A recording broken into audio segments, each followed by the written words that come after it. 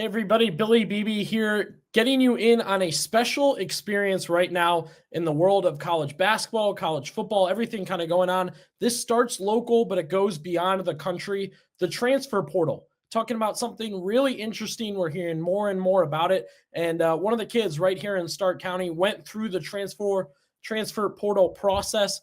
And we have Will Aljancic with us now. Will, thank you for joining us today. Yes, sir. Thank you for having me. And first off, congratulations. You just made your announcement, made your decision. Before we get to that, let's take you back to Louisville. Talk a little bit about your recruitment from the Leopards to the school you ended up going to in Findlay, and then what you want to do now after you've decided to transfer. Yep. So, I love my time at Louisville.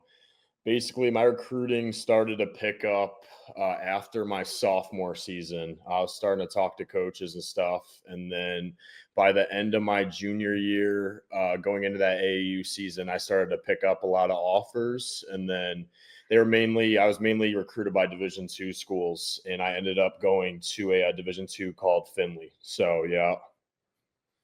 Yeah. So I want to start off with the high school experience. I mean, like you talked about, you get that recruitment sophomore year, meeting different coaches. Is there ever a thought in your head now with the transfer portal being so easy to change school to school? Did you think to yourself, okay, I'm going to start Division II and try and work my way up to Division I? Or were you always saying to yourself, this is a school I want to go to for 4 years, and then it just kind of worked out this way? Yeah. So basically, when I committed to Findlay, I always had a plan of staying 2 years there.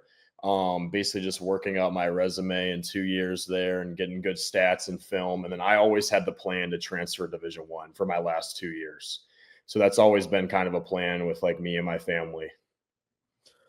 Did you talk with coaches about that? Do you feel like coaches are more aware now that kids may have a plan to start Division II or Division III and then move up? Or do you kind of have to go through the same process where, hey, we're both going to kind of feel this out and see how it goes? Yeah, so I mean, it was kind of like a feel out thing. I think my coaches were expecting me to leave after this year.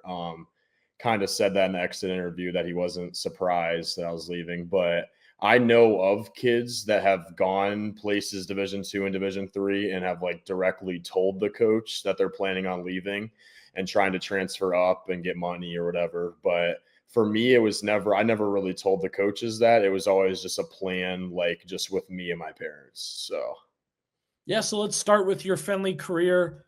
How many years? How do you feel like you did there? Did you accomplish everything you wanted to?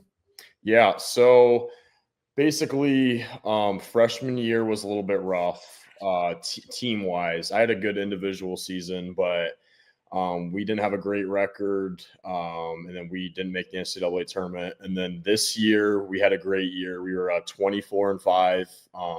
We were ranked top 10 in Division II most of the year, and then we actually got snubbed out of the NCAA tournament at the end. Basically, everything that went wrong that we needed to go right went wrong, and somehow we got left out of the NCAA tournament as a 24-5 team. But overall, I think it was a great year individually and as a team. Yeah, and statistically, you built after year one, even better in year two. And I mean, if I saw correctly, you were working a 6-man role starting sometimes. Did you feel like if you stayed there, you'd get better, or do you feel like the next level is where you can kind of take a jump? Yeah. So my freshman year, I didn't start the first like 3 or 4 games. I came off the bench to start, and then the last 25 games of my freshman year, I started, and then this year, obviously, I started every game. But at first, when I got there, I was just trying to do whatever I could to get into that starting lineup. And I had like a career game, my first collegiate game, and that really helped me getting into the starting lineup and then having a good season from there. So, Let's go back to high school. You said sophomore year is when you started getting recruited. Was it the same process here? Like after you had a good freshman year and competed again in your sophomore year, did you start hearing from other colleges just like it was high school? yeah. So this transfer portal experience has been a lot crazier than my high school recruiting. High school, it was like I was talking to schools, but it wasn't like I was talking to like hundreds of schools. And then once I entered the portal, I was getting like, I probably got over 500 Twitter follows from just coaches, and I probably got hundreds of texts and was on probably over 100 phone calls. So it was nothing like my high school recruiting. It was a lot more crazy and hectic, and there was a lot more coaches involved. So Yeah, do you feel like this was a better opportunity for them to come to you this time instead of you hoping somebody would find you? yeah, basically high school, it was a lot of me reaching out to schools. It was me, it was my AAU coaches, it was my high school coaches trying to get me recruited. And basically it was completely different in the portal, as basically I didn't reach out to any coaches. Every school and coach that reached out to me, there was no like, I mean, there was people involved, like trying to get me recruited by a couple schools, but like it wasn't like I was like reaching out to schools. They were strictly reaching out to me, and that's how it really is in the transfer portal with these kids.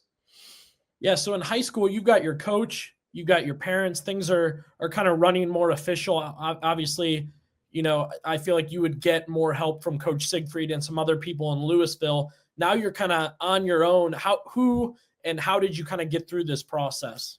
Yeah. So yeah, obviously I had Coach Siegfried and other coaches and family helping me in high school. And then it was strictly just like my parents were helping me out. My college coaches at Findlay were getting a lot of calls from other schools, basically just asking about me. So they definitely played a role, and like they told them the truth. They put in the good word and stuff, but it was pretty much strictly my parents that were helping me out through this transfer portal process. Yeah, that was one of the things I'm interested in. I think that it's such a difficult thing because you kind of need their help a little bit to get out there and manage all that, but you're actually leaving that school. Yeah. Was that surprising to you that Finley helped?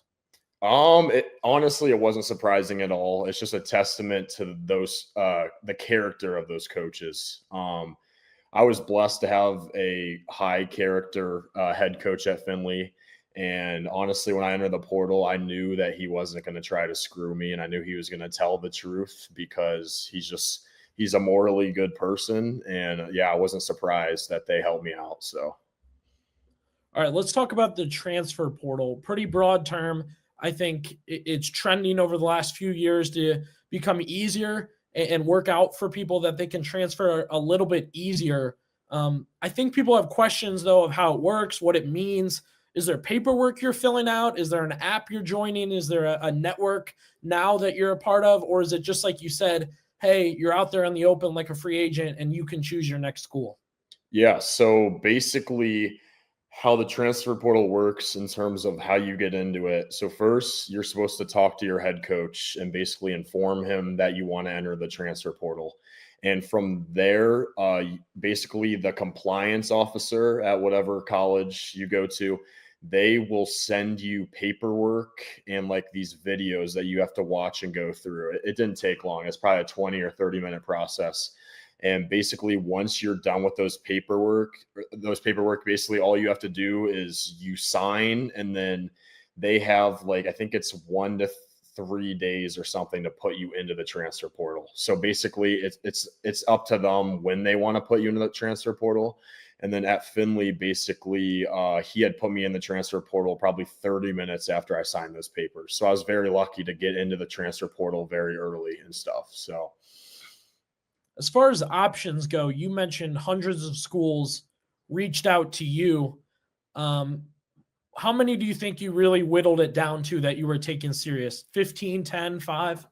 Yeah, so basically, at the start, I basically narrowed it like every single Division II besides the national champion Nova Southeastern. I basically told like I know what I'm looking for. Like I'm set on going Division I. So basically, I probably had 30 or 40 Division I schools that were interested in me, and I think I probably narrowed it down to, I'd probably say like 10 as I was going through the process. Um, when talking to those schools, I know this is kind of a different thing because you're moving Division II to Division I, but I mean, you have a lot of options. Did you talk with coaches about, hey, I really need for this to be a good fit, I need this much playing time, or I need to feel like I'm going to start? Or was there any type of discussion like that? Yeah, I would say there was discussions like that, but basically they asked me what I was looking for. I told them basically I wanted to go to a place that would be a good fit and that I'd have a chance to start right away, and have a big role at. And basically they all respected it, and they said like basically where they saw me playing, and if I didn't think it was going to be a good fit, like it just didn't work out. So All right, well, let's talk about the decision you made moving from Division II Findlay to the school that you selected, which you just announced on Twitter, but with the opportunity to talk with you now and kind of break it down a little more. yeah. So basically, I went to Holy Cross for a 3-day visit this past weekend. So me and my parents, we flew down there Friday, and then we flew back Sunday afternoon. And basically, it was everything that I wanted. I got there and I kind of just had the feel like, yeah, like this is the place that I want to be at. I love the coaches. The coaching staff was a huge part of my decision, as well as the players.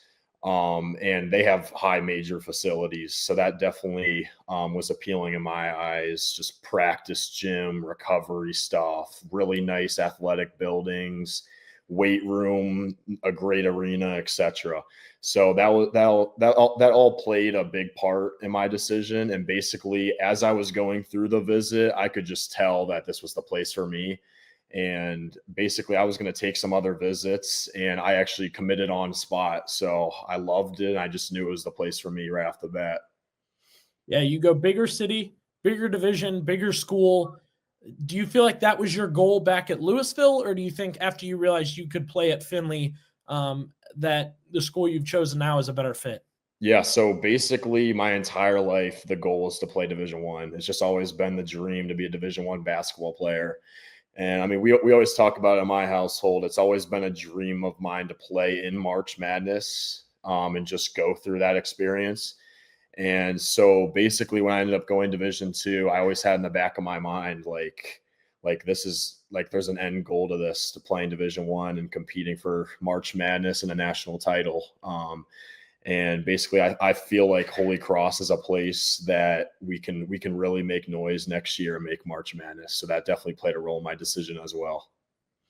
Yeah, that's really awesome. Congratulations on moving up. Let's talk about the experience for somebody in high school, for somebody in college. Would you overall recommend the transfer portal experience? Yeah, so basically I've seen a statistic that there's like 3,000 kids in the portal right now. And I don't know what the exact number is, but basically less than 50% of these kids find a home. So the like that other 50 or 60% of these kids, like they don't find a home, and they don't play basketball next year. So my advice to any kid that's considering going into the transfer portal is, if you think that you're going to find a good home, I would do it. And if you think like you're good enough to go up, or the same division that you are, depending on how good the player is, I would make sure that you're like just well aware that there's a chance that you might not find a home and you might not be playing basketball next year. So if they're confident enough, I would say 100% enter the transfer portal and explore your options. But if you're at a place that you love it and it's a great fit, I would just recommend staying. So that would be my advice to other players for sure.